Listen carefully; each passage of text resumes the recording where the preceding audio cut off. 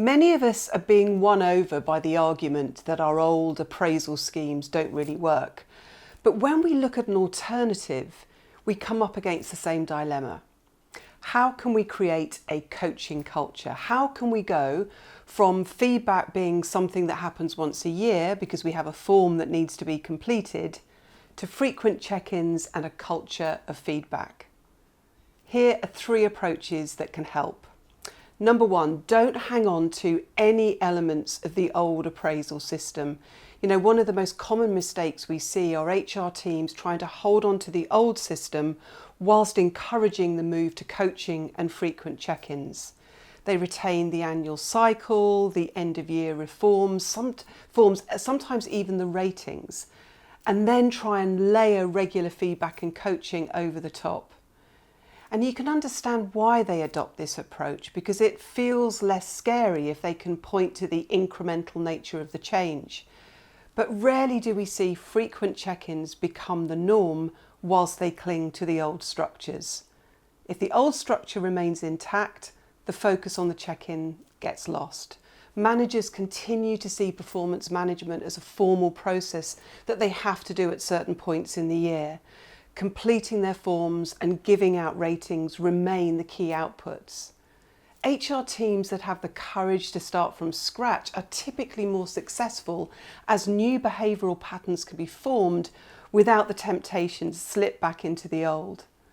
The human instinct to put off that potentially tricky conversation till the end of the year review can no longer be indulged. And the HR team can focus all of their efforts on helping managers and employees have better conversations rather than completing the paperwork.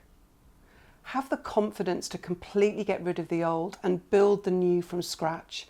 Abandon the objective setting, the end-of-year review, the ratings, the forms, all of the performance paraphernalia that we've built up over decades.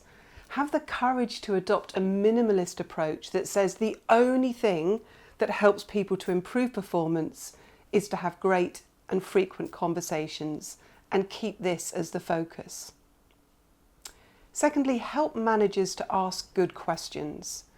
Once we've got rid of the notion that a performance conversation needs to result in a rating or grade, it can be easier to focus on making that conversation richer and more beneficial for the employee.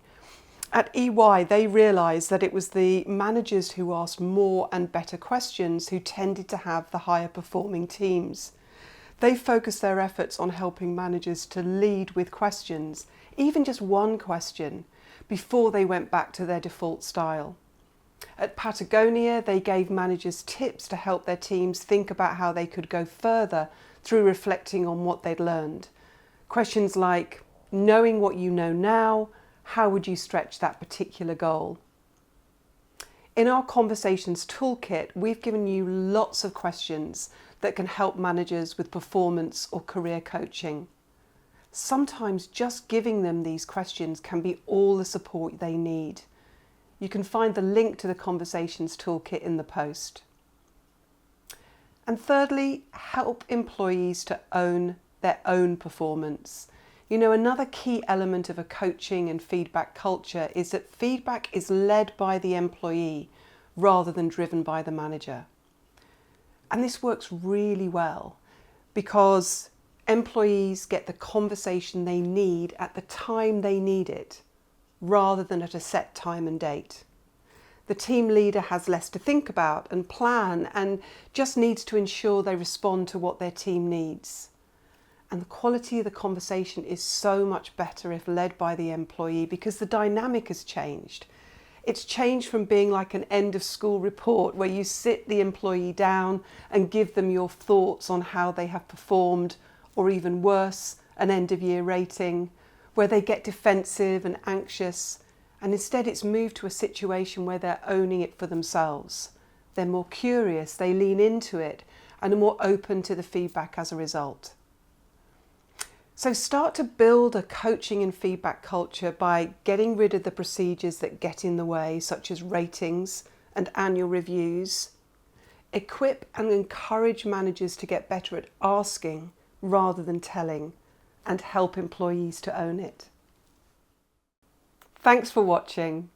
To get more videos like this, make sure you subscribe and turn on notifications.